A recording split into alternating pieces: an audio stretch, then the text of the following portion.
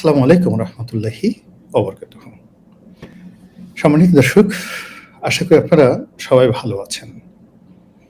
যার যার অবস্থান থেকে ভালো থাকুন, সুখে থাকুন, সুস্থ থাকুন, এই দোয়া করছি। এবং আপনারা যারা আমার এই অনুষ্ঠান দেখছেন তাদের সবার নিকট দোয়ার দরখাস্ত।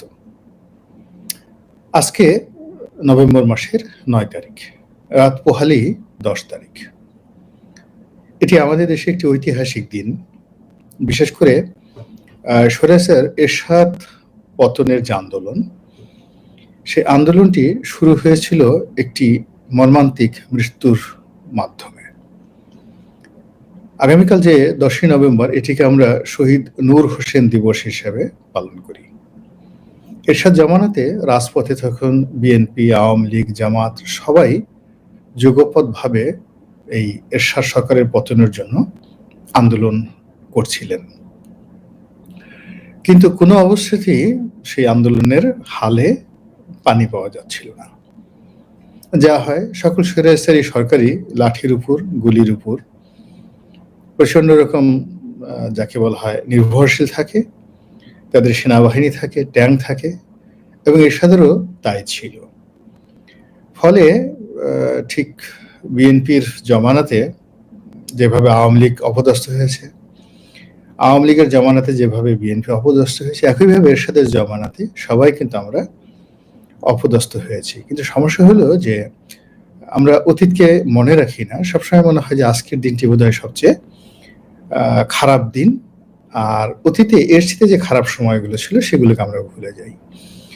তো সেই শহীদ নূর হোসেন দিবসকে কেন্দ্র করে অতি সম্প্রতি আওয়ামী লীগ সভানেত্রী এবং সাবেক প্রধানমন্ত্রী শেখ হাসিনা ভারতে বসে একটি হুমকি দিয়েছেন। তার একটি টেলিফোনের যে আলাপ, এটি ফাঁস হয়েছে। এটিকে ফাঁস বলা যাবে না। আমার কাছে মনে হচ্ছে যে আওয়ামী লীগ কৌশল করেই এই কাজটি করছে।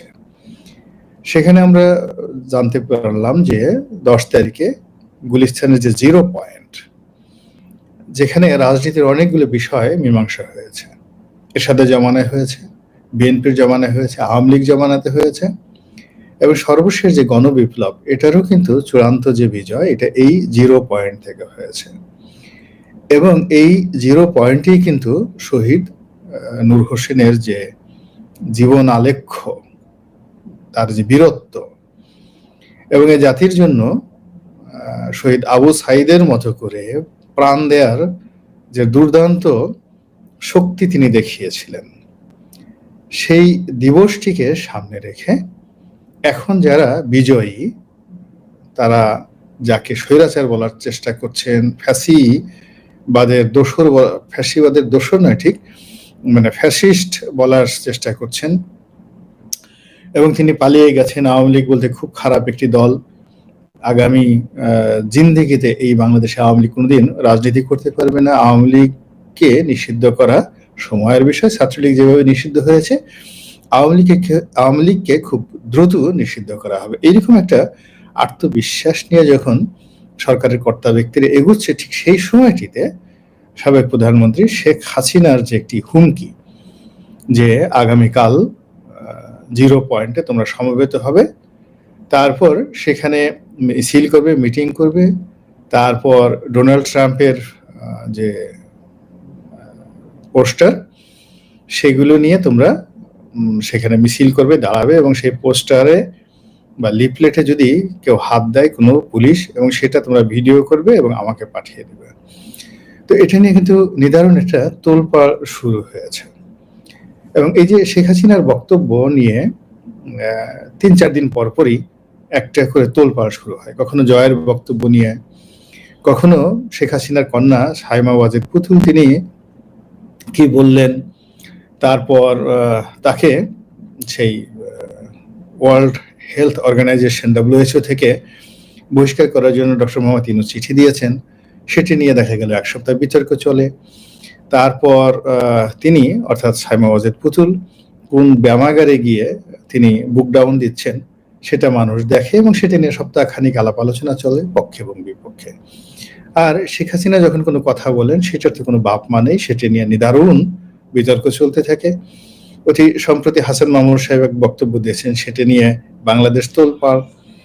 তারপর জাহাঙ্গীর কবির নানক ইতিপূর্বে দিয়েছেন, বাহাউদ্দিন নাসিম সাহেব দিয়েছেন, মাহবুব আলম হানিফ সাহেব দিয়েছেন। সব বক্তব্যই বাংলাদেশে বেশ গুরুত্ব সহকারে প্রচারিত হচ্ছে এবং মানুষের মধ্যে যথেষ্ট আগ্রহ সৃষ্টি করে, অনাগ্রহ সৃষ্টি করে, গালাগালি করে মানুষ, তারপরে যাচ্ছে তাই ভাষায় আওয়ামী লীগের সমালোচনা করে। এই যে আওয়ামী লীগকে নিয়ে আলোচনা হচ্ছে এবং কোনো অবস্থাতেই আওয়ামী লীগকে বাদ দেওয়া যাচ্ছে না, শেখ হাসিনাকেও বাদ দেওয়া যাচ্ছে না। ইট মিনস আওয়ামী লীগকে নিয়ে আমাদের উত্তেজনা আছে, আমাদের অস্থিরতা আছে, আওয়ামী লীগকে নিয়ে আমাদের ভয় আছে। আর কিছু মানুষ তো নয়, বিশাল শ্রেণীর একটা মানুষের মধ্যে নিঃসন্দেহে আওয়ামী লীগের কঠিনতম একটি সমর্থন রয়েছে। তো এই সবকিছু মিলিয়ে আগামীকাল কি হতে পারে সে বিষয়গুলো নিয়ে আলোচনা করব। তার আগে একটু দেখে আসি যে এই লাইভে কারা কারা আছেন। সম্মানিত দর্শক,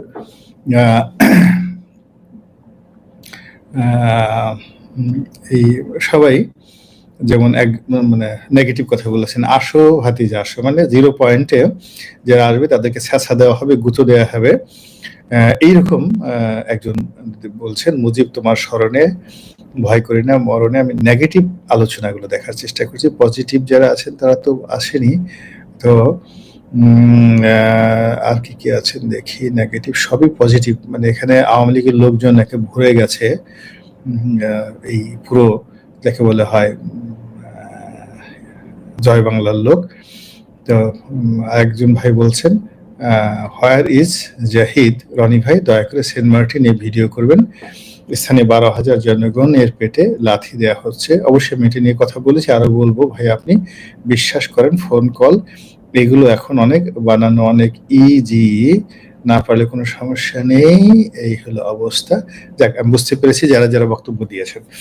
এখানে আওয়ামী লীগের যে রাজনৈতিক কৌশল, সেই কৌশল হলো যে কোনো মূল্যে আলোচনায় থাকা। এখন সেটা ফোন কল, একজন বলছেন যে এটা ফোন কল কি আপনি বিশ্বাস করেন? এই সকল ফোন কল তো এখন এআই দিয়ে বানানো যায়।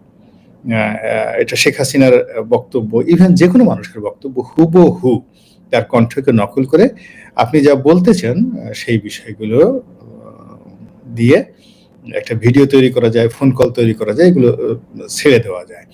তো এটা নিয়ে বড় কথা নয় তিনি সেখান থেকে শেখ হাসিনা বলেছেন কি বলেননি, কিংবা এটা এআই দিয়ে তৈরি করা হয়েছে কি হয়নি, এই বিতর্কে না গিয়ে আমি যেটা বলতে চাই সেটি হলো যে বক্তব্যগুলো দেওয়া হচ্ছে এবং যে টোন, যে ভাষা ব্যবহার করা হচ্ছে, এগুলো শেখ হাসিনার সঙ্গে মিলে যায়।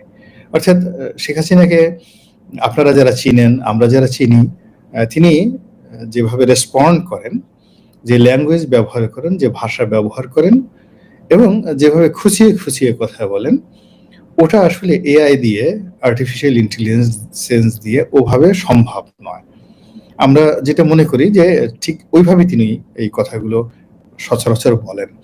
2 নম্বর হলো যে 80-র দশকে যখন এরশাদ বিরোধী আন্দোলন চলছিল, তো সেই সময়টাতেও তিনি যথেষ্ট উত্তেজনার সৃষ্টি করতেন এবং এরশাদকে সবসময় ব্যতিব্যস্ত রাখতেন। বিএনপি জামানাতেও তদ্রূপ, মানে আন্দোলন করতেন। আপনার মনে আসেছে সেই যে আব্দুল জলিল সাহেবের যে বিখ্যাত ট্রাম্প কার্ড, শহীদ মিনারে একটা নির্দিষ্ট ডেট দিয়ে সেই দিন 1 কোটি মানুষকে ঢাকায় আনা হবে, এরকম একটা ঘোষণা দেওয়া হলো এবং সেটা আব্দুল জলিলের ট্রাম্প কার্ড। তো যাই হোক, বিএনপি তো একেবারে ঘুম হারাম করে ফেললো, সে একে ধরে ওকে ধরে পুরো ভাজা মার্কেট খালি করে ফেললো এবং নিজেরা তাদের যে যত রণসজ্জা সেটা তারা করলো সেই জলিল সাহেবের সেই ট্রাম্প কার্ড মোকাবেলা করার জন্য। এবং নির্দিষ্ট দিনে শহীদ মিনারে দেখা গেল যে ওইরকম কিছুই হলো না। তখন শেখ হাসিনা একটু মুচকি হাসি দিয়ে বললেন যে আমার মহাসচিব বা সাধারণ সম্পাদক তিনি একটা কথার কথা ট্রাম্প কার্ড ছেড়েছেন, এতেই শেখ মানে খালেদা জিয়ার এই অবস্থা। আর আমি যদি কোনো ট্রাম্প কার্ড ছাড়তাম তাহলে সেটার কি অবস্থা হতো। তো ওই যে সময়টাতে তিনি ট্রাম্প কার্ডের কথা বলছেন, তখন আমরা ডোনাল্ড যে ট্রাম্প এখন যে আমেরিকার প্রেসিডেন্ট তার নামও আমরা তখন কিন্তু শুনিনি। কিন্তু দুর্ভাগ্য হোক সৌভাগ্য হোক এখন তিনি আমেরিকার প্রেসিডেন্ট এবং এর চেয়ে বাস্তবতা হলো যে শেখ হাসিনার সঙ্গে তার একটা সম্পর্ক রয়েছে, ব্যক্তিগত সম্পর্ক রয়েছে। আওয়ামী লীগের সঙ্গে তার একটা ব্যক্তিগত সম্পর্ক রয়েছে এবং সবচেয়ে বড় ব্যাপার হলো এখন দিল্লির আশ্রয়ে শেখ হাসিনা আছেন এবং দিল্লির কৌশলগত পার্টনার নরেন্দ্র মোদীর ব্যক্তিগত বন্ধু হলো আমেরিকা এবং ডোনাল্ড ট্রাম্প। তো কাজেই শেখ হাসিনা যে বিষয়গুলো বলেছেন এগুলো যদি তার অতীতের বিষয়ের সঙ্গে তুলনা করে নিছক একটি রাজনৈতিক ছলাকলা মনে করেন, এটা আপনি করতে পারেন। আবার যদি আপনি মনে করেন যে না সিরিয়াসলি, এর কারণ হলো গণ আন্দোলন, গণবিপ্লব এটা আসলে কখন কিভাবে যে ঘটে যায়, অভ্যুত্থান কিংবা পাল্টা অভ্যুত্থান কিভাবে যে ঘটে যায় এটা কেউ জানে না। এইবার যেমন ধরুন গণ অভ্যুত্থানটা হলো বিশ্বাস করেন ৫ তারিখ দুপুর পর্যন্ত আমরা কেউ কল্পনা করতে পারিনি যে এরকম একটা গণ অভ্যুত্থান ঘটতে যাচ্ছে। এবং এটা নিয়ে বিভিন্ন সময় আমি সেই গণ অভ্যুত্থানের আগে তো প্রচুর টক শো করতাম এবং গত একটা বছর মানে এই গণ অভ্যুত্থানের আগের পুরো একটা বছর আমি আসলে একটা রাতও ঘুমাতে পারিনি। রোজ রাতেই টক শো করতাম এই মানে নিজেকে জাগ্রত রাখার জন্য। তারপর আওয়ামী লীগের চাপ থেকে নিজেকে রক্ষা করার জন্য। অর্থাৎ এই যে আমি রোজ রাতে টক শোতে যাচ্ছি, মুভমেন্ট করছি, মুখে যা ইচ্ছে তাই বলছি। তো আওয়ামী লীগের যারা মানে যেমন ডিবি হারুন, বিপ্লব কিংবা ডিজিএফআই, এনএসআই তারা হিসাব মেলাতে পারতো না যে এই লোকটার এত সাহস আসে কোত্থেকে, যেখানে বিএনপি সব লোক আন্ডারগ্রাউন্ডে চলে গেছে, কেউ কথা বলে না। তো সেখানে গোলাম মোল্লা রনি সাহেব এই যে কথাগুলো বলছে কারণটা কি? তো এই কারণটা নিয়ে তারা চিন্তা করতে করতেই কখনো আমাকে আসলে টাচ করার তারা সেই সুযোগ পায়নি এবং ওই সুযোগটা নিয়ে কিন্তু আমি পাগলের মতো ছুটছি।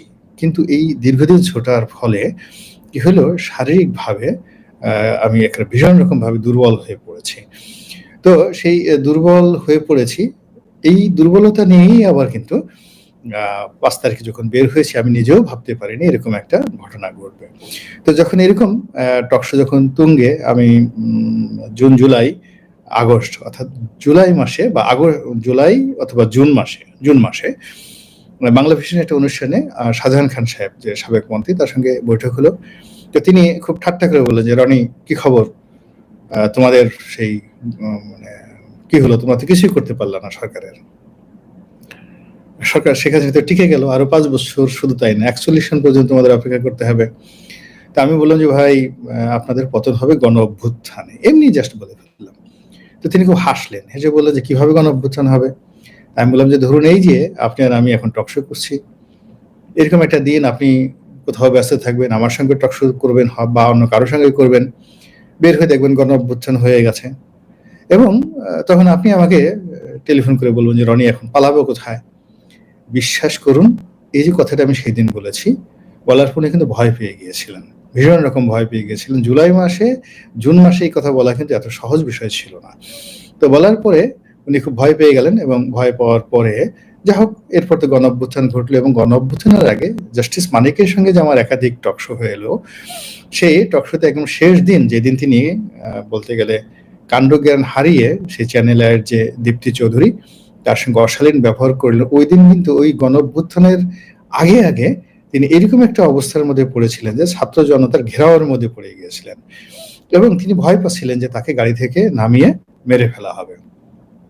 তো যাই হোক এরকম হলো গণ অভ্যুত্থানের ইতিহাস। একইভাবে এরশাদের বিরুদ্ধে যে গণ অভ্যুত্থান, তারপরে 2006 সনে বিএনপির পতন, ১১-র আগমন, এই জিনিসগুলো তো চোখে দেখেছি। মানে যে কোনো একটা পতন হয়েছে, 1 ঘন্টা সময়ও যারা পতিত হয়েছে, পরাজিত হয়েছে তারা পায়নি। বিএনপি পায়নি, আওয়ামী লীগ পায়নি, জাতীয় পার্টি পায়নি, এমনকি 111-এর যারা কুশীলব তারাও পায়নি। তো কাজেই জনগণকে নিয়ে, রাজনীতিকে নিয়ে আসলে কখনো ঠাট্টা মশকরা করা যায় না। এটা হলো অসম্ভবের সম্ভবের একটা ক্ষেত্র। মানে এখানে এমন সব ঘটনা ঘটে যেটা কখনো ব্যাকরণে খুঁজে পাবেন না এবং যেটা কোনো কার্যকরণ খুঁজে পাবেন না। তো কালকে যে 10 তারিখে আওয়ামী লীগ হুমকি দিয়েছে এবং তারা এই বিভিন্ন জায়গাতে অর্থাৎ শেখ হাসিনা যে কথা বলেছেন তার পাশাপাশি তাদের আওয়ামী লীগের যে বিভিন্ন গ্রুপ রয়েছে সেই গ্রুপের ভিডিও চ্যাটিং থেকে শুরু করে হোয়াটসঅ্যাপ চ্যাটিং এগুলোরও স্ক্রিনশট বিভিন্ন মাধ্যমে ছড়িয়ে পড়েছে এবং সেখানে আমরা দেখতে পাচ্ছি যে আওয়ামী লীগের লোক একে অপরের কথাবার্তা বলছে, এই আমরা 1 কোটি লোক আনবো, মানে ১ কোটি, কেউ বলতেছে ২০ লাখ লোক আনলেই সরকার টিকবে না, কেউ বলছে ১০ লাখ লোক তো কোনো বিষয়ই না। মূলত আসলে ১০ লাখ লোক ঢাকা শহরে এই বর্তমান অবস্থার প্রেক্ষিতে এনে যে জড়ো করবে এরকম কোনো নজির আমি আজকে সারা বিকেল ঘুরলাম না। আগামীকাল ঢাকা শহরে ১০ লাখ লোক কোথাও হাজির হবে বা মুভমেন্ট করবে, এটার কোনো নজির আজকের রাজপথে কিন্তু আমি দেখিনি। কিন্তু ৫ই আগস্ট যে গণঅভ্যুত্থান, তার অন্ততপক্ষে ১ মাস আগের থেকে এলাকার লক্ষ লক্ষ মানুষ বিভিন্ন প্রত্যন্ত অঞ্চলের, তারা কিন্তু যার যার এলাকা ছেড়ে ঢাকা শহরে চলে এসেছিল এবং তারা রাস্তাঘাটে হাঁটতো এবং দেখা হলেই অনেকের সঙ্গে আলোচনা হতো। কেউ হয়তো টেকনাফ থেকে এসেছে, কেউ গলাচিপা থেকে এসেছে, কেউ হয়তো কুড়িগ্রাম থেকে এসেছে, কেউ বিএনপির লোক, কেউ জামাতের লোক, কেউ এমনি সাধারণ জনগণ, তারা কিন্তু ঢাকাতে এসেছে আন্দোলন করার জন্য। তো এখন আগামীকাল এরকম আওয়ামী লীগের যে আন্দোলন হবে এবং সেখানে বহু লোক সমবেত হবে, এসকে যারা ঢাকা শহরে ঘোরাফেরা করেছেন এইরকম কোনো লক্ষণ দেখিনি। কিন্তু তারপরও সরকার বেশ উত্তেজিত।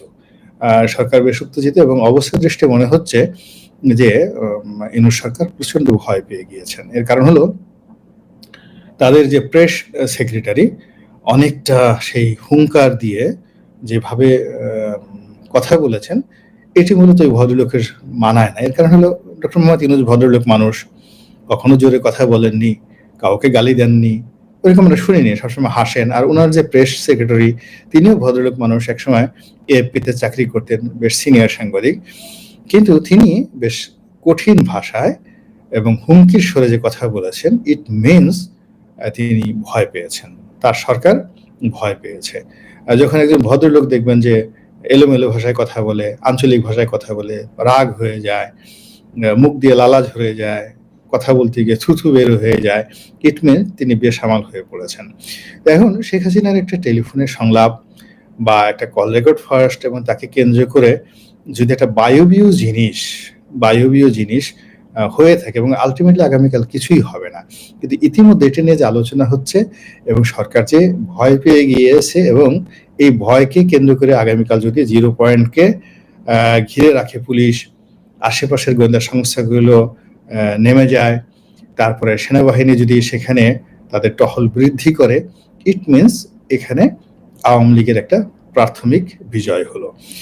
আর যদি সরকার খুব কনফিডেন্ট থাকতেন, তাহলে দেখা গেল আওয়ামী লীগ এরকম শত হুমকি দিলে, কথাবার্তা দিলে ওই দিন মানে কেউ পাত্তাই দিত না। কিন্তু এই জিনিসটা কেন হচ্ছে, মানে আওয়ামী লীগ এই কথা বলার সুযোগ কেন পাচ্ছে আর সরকারি বা কেন ভয় পাচ্ছে, এই বিষয়গুলো নিয়ে আরেকটু আলোচনা করব। তার আগে আবার একটু দেখে আসি কারা কোন অবস্থাতে আছেন। সম্মানিত দর্শক, এখানে রনি ভাই নামতে দিবে না বলে বলতেছে সরকার। হ্যাঁ, আমি এটাই বললাম যে এটা তাদের একটা ভয়ের লক্ষণ, অস্থিরতার লক্ষণ। তারপরে পারবেন আমি 100% শিওর না, এখানে অনন্য রানী শীল পারবেন আমি 100% শিওর, এটাও যেমন সত্য, আবার তারা করবে না এটাও আপনি 100% শিওর হতে পারেন যে এটা জাস্ট একটা ভয় দেখানোর জন্য বা একটা নাটক তৈরি করার জন্য। আপনি দেখবেন একটা প্লাস্টিকের বেল্ট বা প্লাস্টিকের যে কোনো একটা রাবার আপনি যদি বারবার টানতে থাকেন, টানতে টানতে একটা সময় দেখবেন যে ওর যে ইলাস্টিসিটি ওটা কমে যাবে। এখন সরকারকে যদি আপনি সকাল একবার ভয় দেখান, বিকেল একবার ভয় দেখান, ভয় দেখাতে দেখাতে সরকার এক সময় যখন মনে করবে যে না সবসময় এরা এমনই করে, তখন হঠাৎ করে কোনো এক রাতে, কোনো এক দিনে, কোনো এক বিকেলে হুট করে দেখা গেল আওয়ামী লীগ নেমে পড়লো। তখন সরকারের কোনো প্রস্তুতি থাকবে না এবং এটাই ওই রাখাল বালকের মতো যে কোনো রাজনৈতিক দলের কিন্তু একটা যাকে বলা হয় কৌশল। এবং এবার যখন ধরুন আওয়ামী লীগ ধরা খেলো, কেন ধরা খেলো?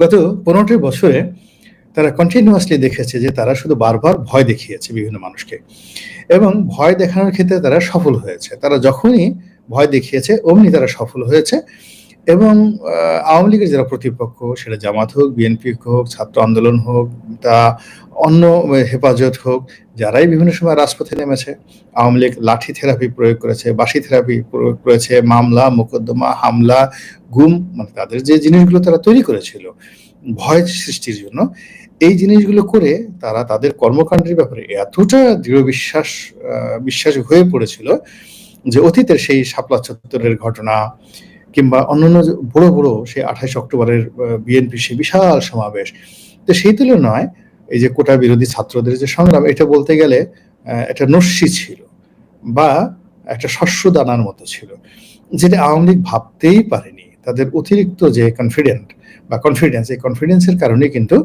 দেখা গেল যে পচার শামুকে তাদের পা কাটলো।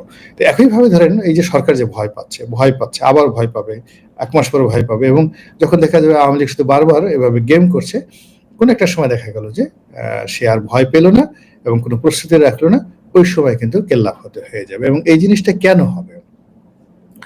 এই জিনিসটি কেন হবে? এই কারণ হলো যে আওয়ামী লীগ বা বিএনপি, এই বড় যে রাজনৈতিক দলগুলো, তাদের টেকনাফ থেকে তেঁতুলিয়া পর্যন্ত বিশাল একটা সংগঠন রয়েছে।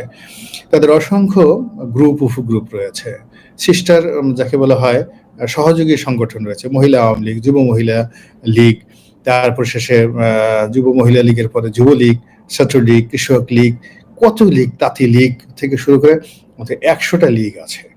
আবার এই যে দেশের বাইরে দেখেন ডক্টর আসিফ নজরুলের সঙ্গে যে ঘটনাটা ঘটানো হলো, তো এইরকম ঘটনার মতো লোকও কিন্তু দেশের বাইরে প্রচুর আছে। তো প্রচুর আছে, ফলে তারা যে কোনো অকারেন্স ঘটাতে পারে, যে কোনো সময় তারা যে কোনো একটা অকারেন্স কিন্তু তারা ঘটিয়ে ফেলতে পারে, এই শক্তি এবং সামর্থ্য তাদের আছে। তো এখন তারা সেই তুলনায় যে বর্তমান যে সরকার, ইউনিট সরকার, তাদের তো কোনো পলিটিক্যাল বেজ নেই, সমর্থক নেই, সংগঠন নেই। এই 10-11 জন 12 জন লোকে, কয়েকজন উপদেষ্টা, যারা আমাদের এই সমাজের একেবারে নম্র, ভদ্র, সাধারণ ভদ্রলোক মানুষ, যারা কোনোদিন যাকে বলে সামনাসামনি রাজনৈতিক নেতারা যেভাবে মারামারি, কাটাকাটি, হানাহানি, সবকিছুতে ঘুষাঘুষি, সবকিছুতে অভ্যস্ত। তারা একদিকে নামাজও পড়তে পারে, আবার অন্যদিকে যদি আপনি বলা হয় যে ডান হাত দিয়ে তোমার জিহ্বা ছিঁড়বো না, বাম হাত দিয়ে তোমার জিহ্বা টান দিয়ে ছিঁড়ে ফেলবো, তো এই কথা বলার মতো মানে বড় বড় নেতা আছে, রাজনৈতিক দলের নেতা আছে। এটা রাজনৈতিক নেতাদের একটা বৈশিষ্ট্য। তারা এক হাতে বাঁকা বাঁশের বাঁশুরি, সেখানে প্রেম নিবেদন করছে, আবার অন্য হাতে গিয়ে দেখা যাচ্ছে তলোয়ার নিয়ে একেবারে রীতিমতো আল্লাহু আকবার বলে ঝাঁপিয়ে পড়ে সর্বনাশ করে দিচ্ছে। কিন্তু এই কাজগুলো ডক্টর মোহাম্মদ ইউনূস এবং তার সহযোগীদের পক্ষে সম্ভব নয়। ফলে এই রাজনীতির যে কূটচাল, সেই কূটচাল দিয়ে এই সময়টিতে শেখ হাসিনা যা কিছুই করছেন না কেন, এবং এই যে আমরা ভিডিও করছি, আপনারা দেখছেন, মানুষ উজ্জীবিত হচ্ছে, এবং এই যে দেখেন অসংখ্য যারা আওয়ামী লীগের যারা লোকজন আছেন এখানে কিন্তু তারা উজ্জীবিত হচ্ছেন শেখ হাসিনার এই বক্তব্য। এখন প্রতিপক্ষ শেখ হাসিনাকে ফ্যানাটিক বলছেন, যাকে গালমন্দ করছেন, তাকে নিয়ে অনেক সমালোচনা করছেন, নেতিবাচক কথাবার্তা বলছেন, কিন্তু ব্যাপারটা হলো আওয়ামী লীগের যারা লোকজন, তাদের সংখ্যা যদি 35% হয়, তাহলে 18 কোটি মানুষের মধ্যে 35% আওয়ামী লীগ কয়জন পালিয়েছে? বড়জোর 5,000, আর বাকি লোক তো জনারণ্যে রয়েছে। তো 18 কোটির মধ্যে 3-6 18 কোটি, তো 7 কোটি লোক যদি আওয়ামী লীগ করে, আর 7 কোটি লোকের মধ্যে যদি সামর্থ্যবান লোক ধরেন 1:3, তাহলে নারীদেরকে বাদ দেন, শিশুদেরকে বাদ দেন, 1:3 সামর্থ্যবান লোকজন আছে। তো 7 কোটির 1:3, সেখানেও প্রায় 2.25 কোটি লোক একেবারে যারা লাঠি নিয়ে মাঠে নামতে পারে। এরকম 2.25 কোটি লোক যারা মাঠে নামতে পারে লাঠি নিয়ে, তাদের মধ্যে যদি 1000-5 লোক দেশের বাইরে পালিয়ে থাকে, বাকি লোক তো এই সমাজে আছে, আপনি তাদেরকে কিভাবে মোকাবেলা করবেন? তো এই লোকগুলো, এই যে পলিটিক্যাল কালচার, আমি দেখলাম যে আমরা অনেকে শেখ হাসিনাকে খুব গালাগাল করছি, আমির হোসেন আমুকে গালাগাল করছি, আওয়ামী লীগের লোকের গালাগাল করছি, কেন তাদের অনুশোচনে নেই? কিন্তু আওয়ামী লীগের লোকজন মনে করছেন যে তারা সাধ্য তেঁতুলের বেশি, তারা ভালো, তারা দেশের প্রভূত উন্নতি করেছেন, এবং শেখ হাসিনা ছাড়াই বাংলাদেশের আর কোনো বিকল্প নেই। শেখ হাসিনা আবার আসবে এবং তিনি আবার সেই ক্ষমতায় বসবেন, এবং তিনি এখনো ইত্যাদি ইত্যাদি নানা রকম তারা যে কল্পনাগুলো করছেন, সেই কল্পনার মধ্যে যখনই জয়ের কাছ থেকে একটা স্ট্যাটাস আসছে, পুতুলের একটা ছবি আসছে, শেখ হাসিনার একটা টেলিফোন সংলাপ ভাইরাল হচ্ছে, মুহূর্তের মধ্যে এই যে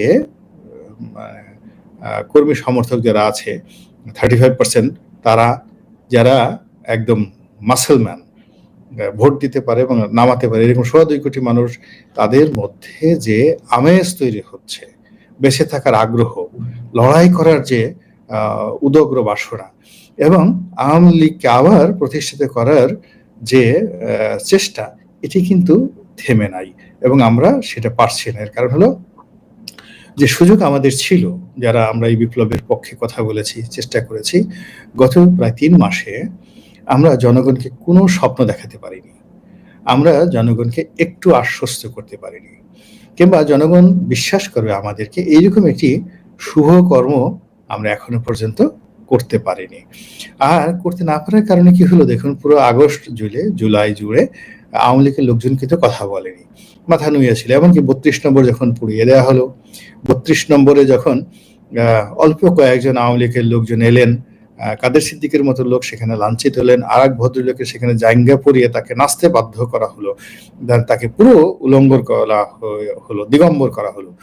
এরপর রোকেয়া প্রার্থী নামক একজন অভিনেত্রী এলেন, তাকেও লাঞ্ছিত করা হলো, অপমানিত করা হলো। কিন্তু আওয়ামী লীগের লোকজন কিন্তু সাহস করে বের হয়নি। আর সাধারণ মানুষ কিন্তু দূর থেকে হালকা করে একটু সিসি করেছে যে হা, এই সময়টিতে সেই ভদ্রলোককে এইভাবে উলঙ্গ না করলেও হতো। কিন্তু সত্যিকার অর্থে কিন্তু কাউকে সমালোচনা ওইভাবে কিন্তু করেনি আগস্ট মাসের ১৫ তারিখে। এই ট্রেন্ডটা কিন্তু সেপ্টেম্বরের ১৫ তারিখ পর্যন্ত ছিল। কিন্তু সেপ্টেম্বরের ১৫ তারিখের পরেই মানুষ ধীরে ধীরে কথা বলা শুরু করেছে। আর অক্টোবরে তো একেবারেই সরকারের বিরুদ্ধে কথা বলা শুরু করেছে। যেই লাউ সেই কদু, কেউ বলছে আগেরটাই ভালো ছিল, এ করলাম কি, এ কারা এলো, ইত্যাদি ইত্যাদি। আর এখন তো রীতিমতো এমন লাগামহীন হয়ে পড়েছে যে সরকার নিজেদেরকে বাঁচানোর জন্য ইন্ডিমিনিটি দিতে বাধ্য হচ্ছে যে এই সময়টার মধ্যে এই কাজগুলো করা যাবে না। এরপরে সরকারের অস্তিত্ব নিয়ে, তারপরে শেষে সরকারের সময়সীমা নিয়ে, মানে তারা এত ভীত সন্ত্রস্ত যে এই সরকারকে টিকে রাখার জন্য আবার নতুন একটি অধ্যাদেশের খসড়া নিয়ে পত্রপত্রিকা আলাপ আলোচনা হচ্ছে। তো সব মিলিয়ে এই রাজনীতি কিন্তু একটা খেলা, ইটস এ আর্ট। এবং সেই আর্টে শেখ হাসিনা যে একজন পাক্কা খেলোয়াড়, তা ইদানিংকালে তার এই যে বয়স প্রায় ৭৮ বছর বয়স, ৭৮ বছর বয়সে আপনার ১৮ বছরের যুবক থেকে শুরু করে সেই ডক্টর মোহাম্মদ ইউনূস ৮৮ বছর তার বয়স বা ৮৬ বছর বয়স, তাকে পর্যন্ত তিনি উত্তেজিত করছেন। এটি কিন্তু চারটিখানি কথা নয়। আল্লাহ আমাদের সবাইকে হেফাজত করুন এবং হেদায়েত দান করুন। আসসালামু আলাইকুম।